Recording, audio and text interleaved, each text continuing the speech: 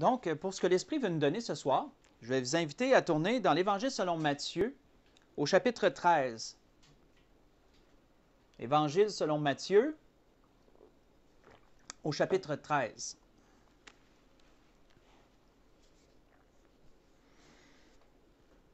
Pour débuter, on va lire du verset 1 au verset 3, juste un peu pour introduire le sujet avant d'enchaîner. Donc, Évangile selon Matthieu, chapitre 13, débutant du verset 1 jusqu'au verset 3. On voit qu'il est dit, « Ce même jour, Jésus sortit de la barque et s'assit au bord de la mer. Une grande foule s'était assemblée auprès de lui. Il monta dans une barque et s'assit. » Excusez-moi. Toute la foule se tenait sur le rivage. Il leur parla en parabole sur beaucoup de choses et il dit, on va arrêter ici. Lorsqu'on considère, frères et sœurs, la mission de notre Seigneur, nous savons que notre Seigneur était venu pour apporter la bonne nouvelle. Le Seigneur était venu ici-bas pour établir, pour préparer, pour mettre les fondements, comme je l'ai déjà dit dans un précédent message, pour établir les bases et mettre le fondement pour le royaume des cieux à venir. Et ce fondement allait être sa vie, son sacrifice à la croix.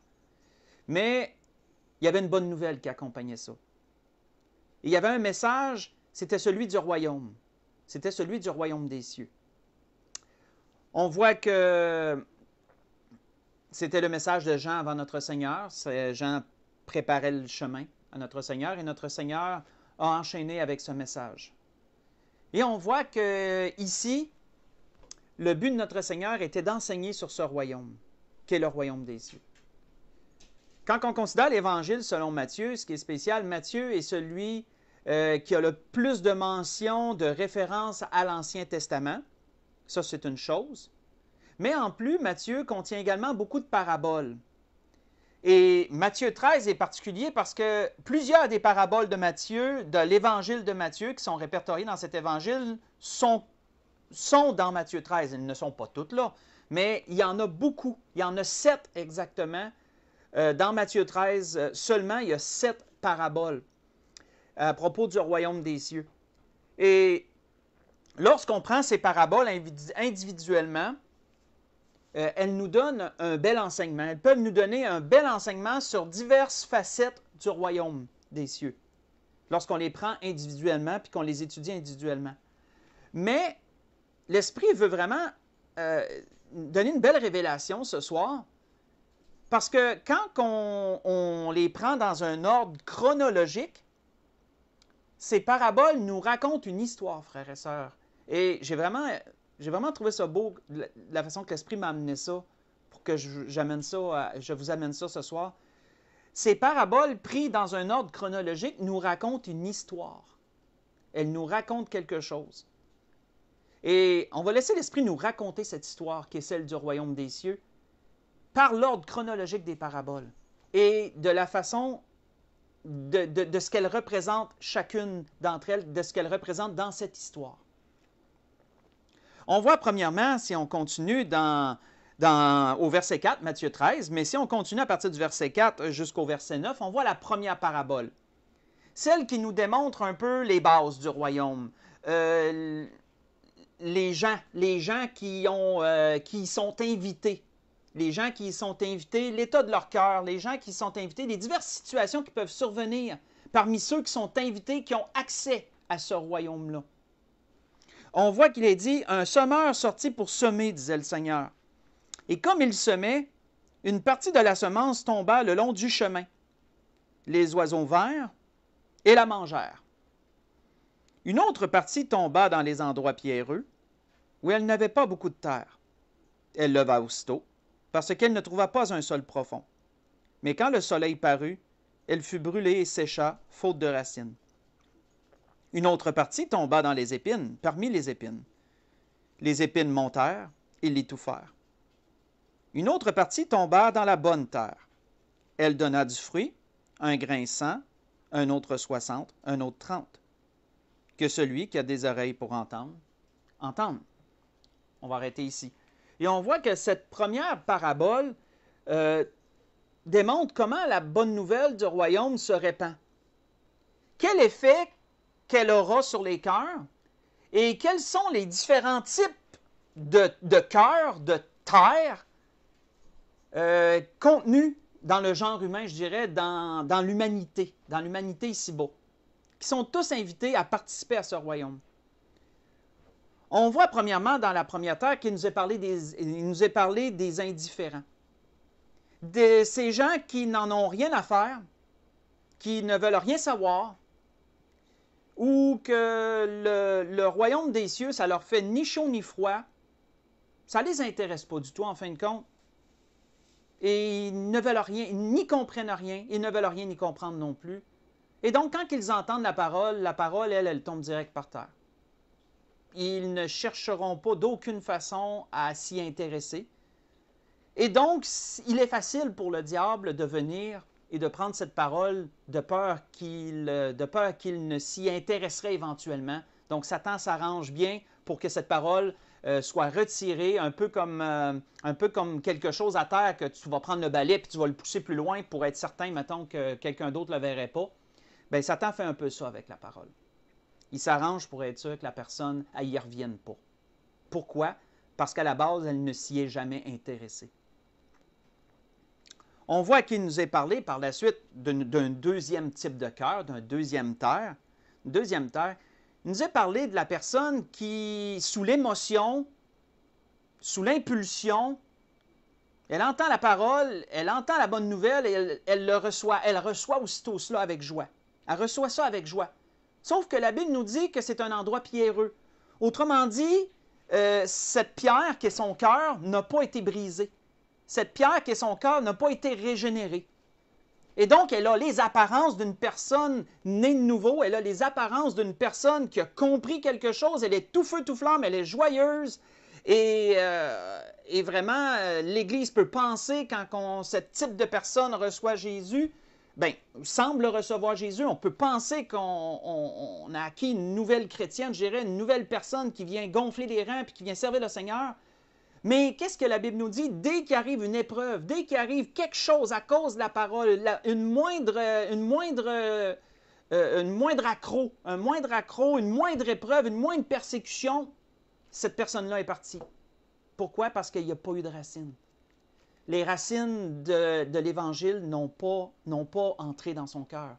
Son cœur n'a pas été enraciné. Parce que son cœur était resté pierreux. Son cœur était resté de pierre. On voit que c'est une apparence. C'est une apparence de salut. On voit ensuite qu'il nous est parlé d'un troisième type de terre. Il nous est parlé de la personne qui est insensible. On en a parlé d'ailleurs dimanche passé. Le Seigneur, l'Esprit nous avait amené dans cet exemple-là.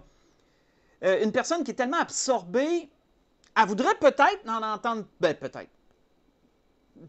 Mais elle voudrait peut-être, elle s'y intéresserait peut-être. Mais tellement enveloppée, tellement investie dans toutes sortes de choses, des richesses du monde, les soucis, le train de la vie, etc., qu'on voit qu'elle est insensible. Ces paroles-là restent à la surface, mais ne peuvent percer plus loin. Elles sont étouffées. La parole, elle est étouffée avant de pouvoir atteindre le cœur. Avant de pouvoir atteindre le cœur. Il y a une insensibilité, comme on a mentionné dimanche passé, parce que cette personne-là est trop enveloppée dans toutes sortes de soucis, de choses de la vie. Et la quatrième terre, bien, c'est la bonne terre. C'est la personne qui est touchée par la parole. C'est la personne qui veut en entendre plus. Et cette parole vient s'enraciner dans son cœur. Son cœur de pierre est brisé, c'est un cœur de chair. La parole peut s'y enraciner, l'Évangile peut s'y enraciner. Et elle naît de nouveau. Et cette personne porte du fruit. Un grain 100, le Seigneur disait 60, 30, etc. Donc, on voit que cette première parabole est un peu l'introduction. Elle démontre les types de terre, les types de cœur que contient, qui ont accès à ce royaume. Et on peut voir déjà une chose se distinguer, c'est qu'il y en a qui vont accepter la bonne nouvelle, puis il y en a qui vont la rejeter, la bonne nouvelle. C'est ce qu'on voit se dépeindre à travers de ces 4 types de terre. Quand on continue, si on continue à partir du verset 24 de Matthieu, chapitre 13, on voit une autre parabole. On voit une autre parabole. À partir du verset 24, on va toujours rester dans Matthieu 13 ce soir. À partir du verset 24, on va lire jusqu'au verset 30. On voit qu'il est dit, il leur proposa une autre parabole. Et il dit, le royaume des cieux est semblable à un homme qui a semé une bonne semence dans son champ. Mais pendant que les gens dormaient, son ennemi vint et sema de l'ivraie parmi le blé. Et il s'en alla. Lorsque l'herbe poussait et donnait du fruit, l'ivraie parut aussi. Les serviteurs du maître de la maison vinrent lui dire, « Seigneur, n'as-tu pas semé une bonne semence dans ton champ? D'où vient donc qu'il y a de l'ivraie? » Et il leur répondit, « C'est un ennemi qui a fait cela. » Et les serviteurs lui dirent, « Veux-tu que nous allions l'arracher? » « Non, dit-il, de peur qu'en arrachant l'ivraie, vous ne déraciniez en même temps le blé. Laissez croître l'un et l'autre, jusqu'à la moisson. Et à l'époque de la moisson, je dirai au moissonneur, arrachez d'abord l'ivraie, et liez la en gerbe pour la brûler, mais amassez le blé dans mon grenier. » Cette parabole, frères et sœurs, lorsqu'on regarde l'ordre chronologique et l'histoire que l'Esprit nous raconte ce soir, on voit qu'elle est une suite logique de la première. La première démontrait les types de terre que contiennent ce royaume, des bonnes et des mauvaises. Et la première parabole nous démontrait aussi qu'il y aurait une différence. Il y aurait des gens qui recevraient cela dans un cœur bon, de la bonne terre. Il y aurait de la bonne terre et il y aurait de la mauvaise terre, des mauvais sols, autrement dit. Cette deuxième parabole est un enchaînement, elle est une suite de cela, parce qu'elle démontre que 2 types de plants peuvent pousser sur ce sol, peuvent pousser dans ce royaume. On voit qu'il nous est mentionné qu'il y a l'ivraie, il y a le blé. Il y a une plante et les deux, en apparence, comme vous l'avez certainement déjà entendu parler, les deux en apparence se ressemblent. Tant que le fruit ne paraît pas, tous deux sont très semblables, à s'y méprendre.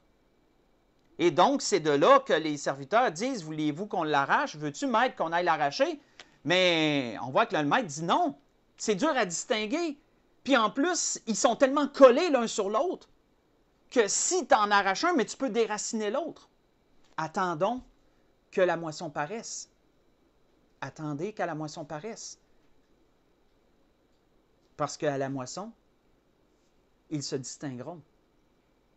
Pourquoi? Parce que quand on étudie ces 2 plants, l'ivraie ne produit pas un fruit semblable au blé. Ils se distinguent à leurs fruits. Comme le Seigneur le disait à un autre endroit, vous les reconnaîtrez à leurs fruits, les reconnaîtrez à leurs œuvres, comme le disait si bien le Seigneur. L'ivraie produit des grains qui... vous savez, le blé, si je commence par le blé, ça va nous dépeindre une meilleure image. Le blé produit des grains qui sont tous bien cordés. Hein. C'est beau de regarder un petit épi de blé.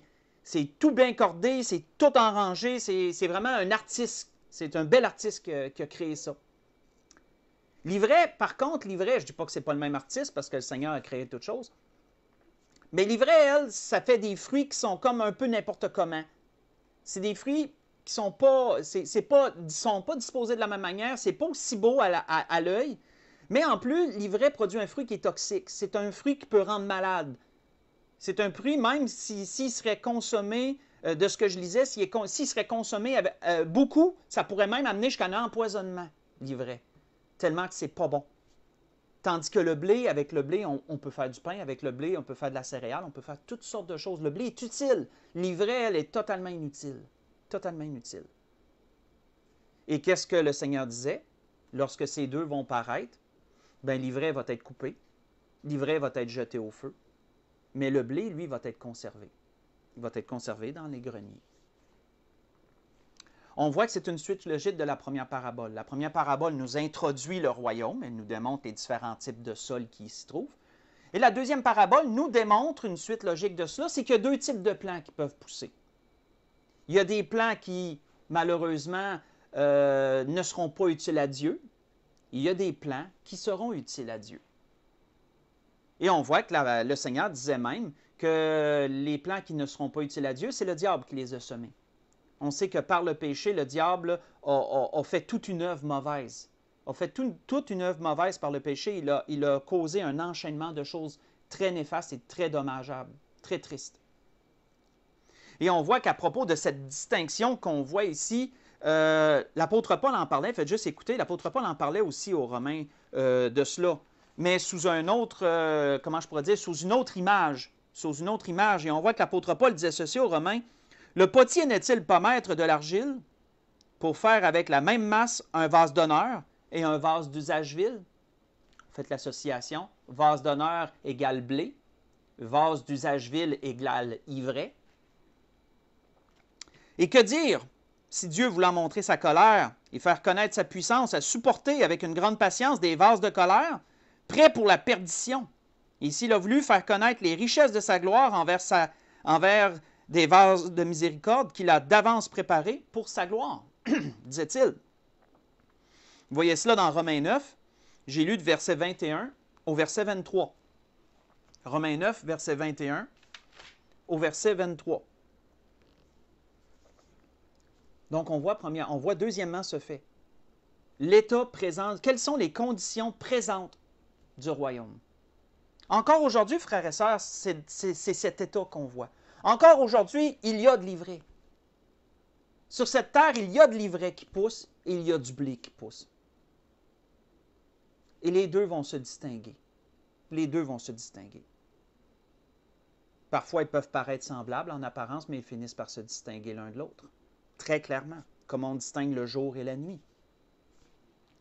Quand on continue, on voit qu'au verset 31, on voit une autre parabole et elle nous démontre autre chose. Là, le Seigneur, dans l'histoire, dans ce que l'Esprit nous raconte comme histoire ce soir, entre dans une autre phase du royaume, c'est la croissance. Nous allons voir maintenant la croissance du royaume.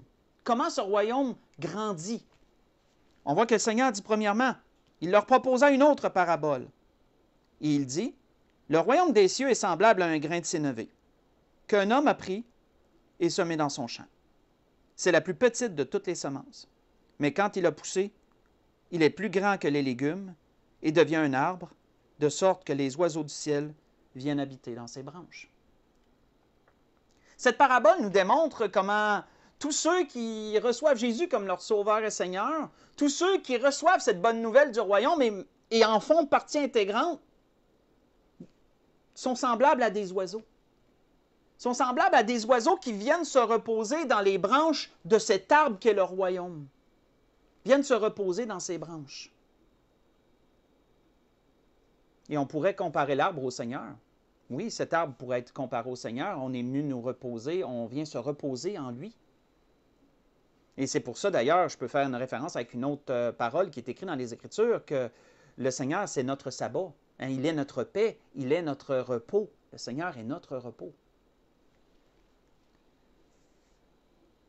Quand je méditais sur ces choses, je me souvenais à quel point ça peut être impressionnant quand on voit un arbre qui est vraiment plein d'oiseaux. Je ne sais pas, vous avez sûrement déjà vu ça quelque part. En m'en allant travailler dernièrement, d'ailleurs, j'ai vu ça. Il y avait tellement d'oiseaux dans ces arbres-là que les branches ployaient toutes. C'était des corneilles, mais c'était rempli de corneilles. Ça faisait longtemps que je n'avais pas vu autant de corneilles sur un même arbre. On aurait dit des fruits. On aurait dit un arbre qui pliait sous le poids de ses fruits, tellement qu'il y en avait. Et c'est impressionnant. C'est impressionnant à voir. Mais ça fait une belle image. Dans le fond, ça m'a ramené une belle image par rapport à ce que l'Esprit nous donne ce soir dans ces choses. On voit que Marc avait répertorié ailleurs, aussi, faites juste écouter, Marc avait répertorié ailleurs cette croissance du royaume des cieux, comment le royaume des cieux grandit, la croissance qu'il a. On voit que Marc avait dit ailleurs, ben c'est les paroles du Seigneur, toujours, qui sont répertoriées. Il dit encore, en parlant du Seigneur, il en est du royaume de Dieu comme quand un homme jette de la semence en terre.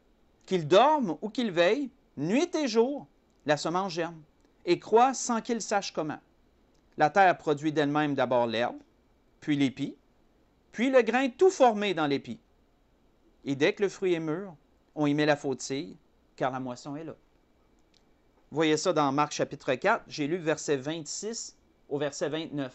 On peut faire encore une belle référence à ce qu'on a vu précédemment avec l'ivraie et le blé.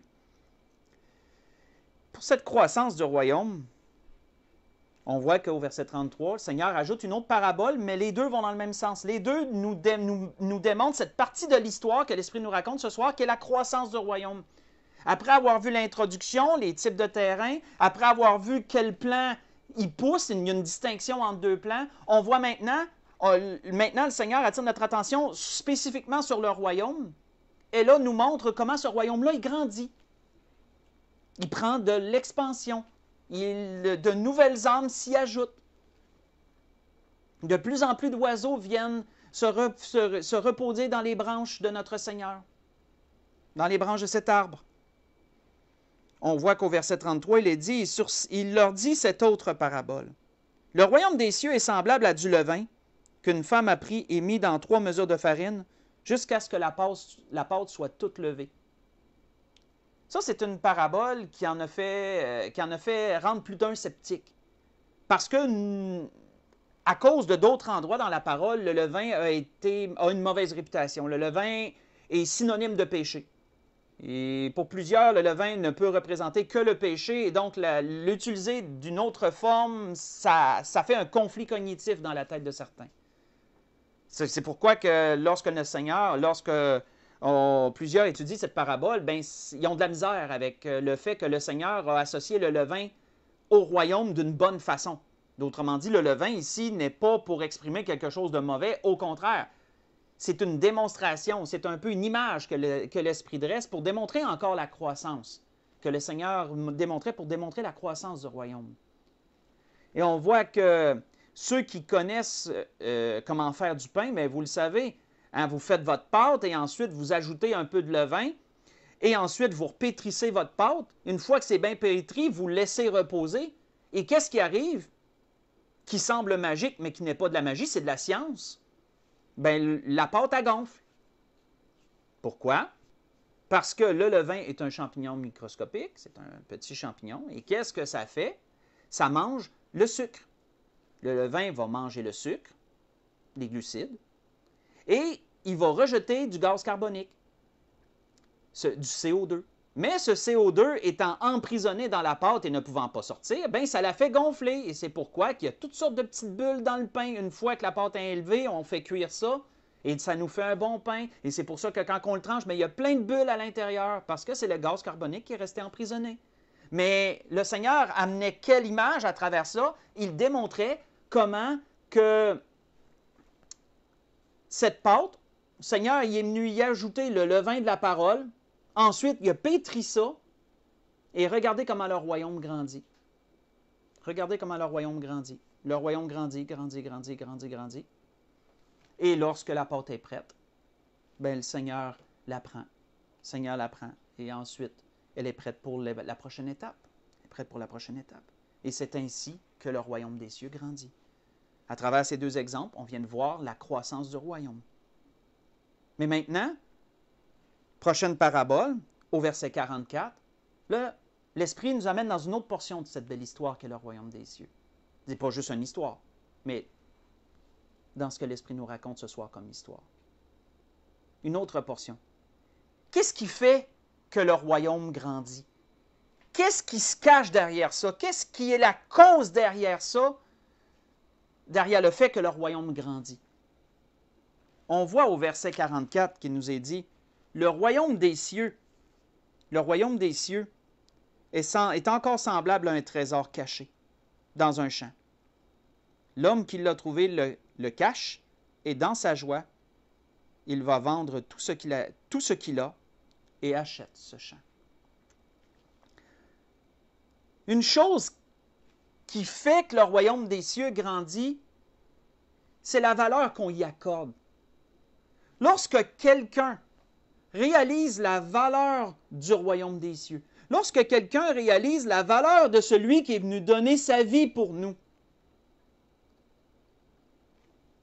lorsque la parole s'enracine et que ce cœur de pierre devient un cœur de chair, et que l'Évangile est enraciné dans le cœur et qu'il y a une nouvelle vie et qu'il y a un fruit qui se produit, une personne née de nouveau, comme on dit, elle sera prête à tout. Elle vendra tout pour acquérir ce champ. Ce trésor qui est notre Seigneur n'est pas une chose banale. On voit que cet homme, dans la parabole ici, ce trésor était tellement gros qu'il n'a pas pu juste le mettre dans sa poche. Ce n'était pas juste un petit objet qu'il pouvait mettre dans sa poche puis s'en tirer en douce puis s'en aller. Non, c'était gros. Il a décidé de vendre tout ce qu'il avait juste pour acheter ce champ-là, juste pour avoir ce trésor-là. Ça démontre la valeur qu'il accordait à ce trésor. Ça devait être un trésor vraiment inestimable. Il devait vraiment avoir de la valeur pour qu'il décide de vendre tout ce qu'il a. Juste pour acquérir le champ, juste pour avoir le trésor, parce qu'il ne pouvait pas le déplacer. Mettons. Si on suit la logique de la parabole. La valeur qu'on accorde, frères et sœurs, à notre Seigneur. On voit que la deuxième parabole, verset 45, est encore un enchaînement. C'est encore pour appuyer le même fait. Pour démontrer encore une autre chose qui fait que le royaume des cieux a grandi. Qu'est-ce qui fait que des gens viennent s'ajouter au royaume et que le royaume grandit? La valeur qu'ils accordent au salut, au Seigneur, à ce royaume. Mais on voit qu'il est dit aussi quoi? Le royaume des cieux est encore semblable à un marchand qui cherche de belles perles. Il a trouvé une perle de grand prix. Il est allé vendre tout ce qu'il avait et l'a acheté. On voit que cet homme, qu'est-ce qu'il faisait? Il cherchait. Cet homme cherchait quoi? Il cherchait quelque chose de précieux. Comme tellement de gens, frères et sœurs, se cherchent. Comme tellement de gens cherchent une réponse à l'existence que nous avons, cherchent une réponse à la vie. Pourquoi je suis ici? Pourquoi je suis sur cette terre? À quoi je sers? Etc., etc. Et lorsqu'il trouve le Seigneur, lorsqu'il trouve cette perle de grand prix, mais qu'est-ce qu'il est prêt à faire? Il est prêt encore, pareil comme l'autre précédemment, il est prêt à tout vendre. Il est prêt à tout vendre. Et il est prêt à l'acheter, cette perle-là. Il veut l'acquérir, il veut l'avoir pour lui. Ça, frères et sœurs, ça nous démontre l'intérêt. On a vu la valeur, on voit l'intérêt. Il en a vu des perles, là. Cette personne-là en a vu des perles. C'est un spécialiste des perles, il cherche des perles de grand prix. Ça veut dire qu'il en a vu une puis un autre.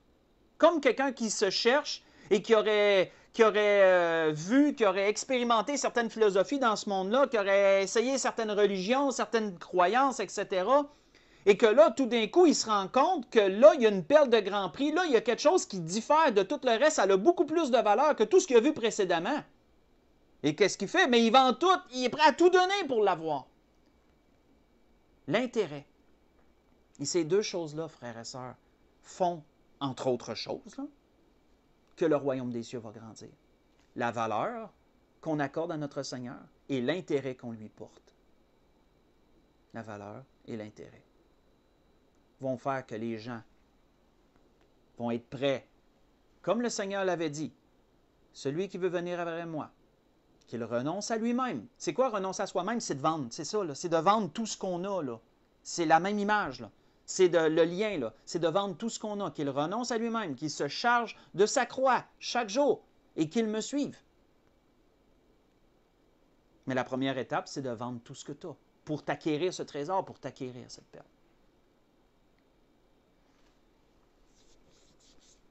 On voit que c'était l'histoire que l'Esprit voulait nous dresser ce soir.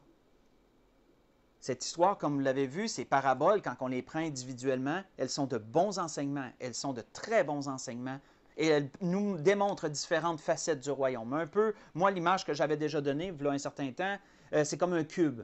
C'est comme un cube. Prenez un cube, puis regardez-là sur une différente facette, puis vous en voyez toujours une autre facette, vous voyez toujours autre chose. C'est un peu comme ça. Le Seigneur nous démontre différentes facettes du royaume à travers ces paraboles-là, mais prenez-les dans l'ordre chronologique, il y a une histoire qui nous est racontée. Il y a une histoire qui nous est racontée.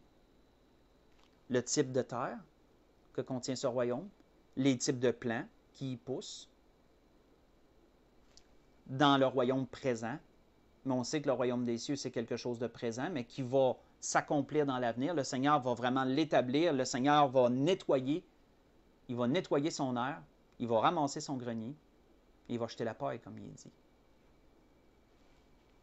On voit que après qu'on a vu deux types de plans. On a vu comment que le royaume grandit, comment le royaume des cieux grandit. On a vu par la suite qu'est-ce qui le fait grandir, hein, la valeur qu'on porte, c'est l'intérêt qu'on y porte aussi.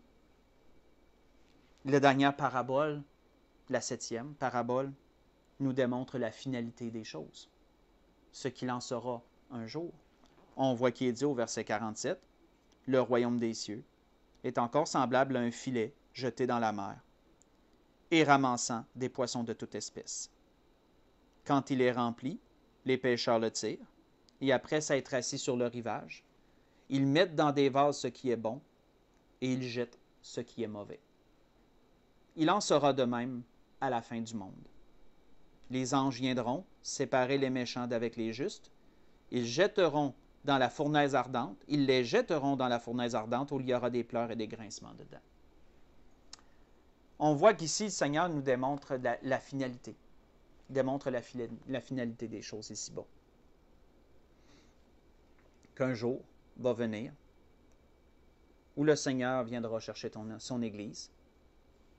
On sait que ceux qui resteront auront de grandes tribulations à traverser.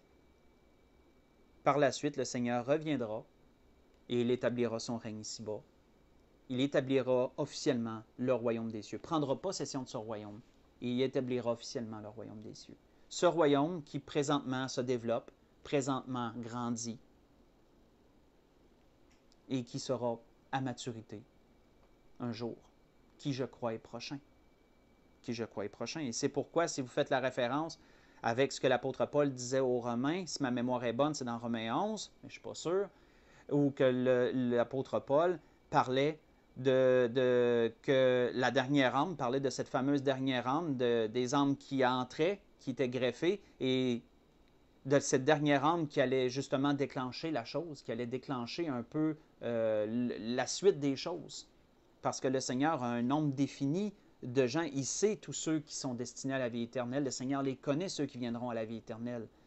Et le Seigneur le sait, le jour où la dernière personne entrera et que là, la porte sera fermée. Le Seigneur sait ces choses. C'est tout. On voit que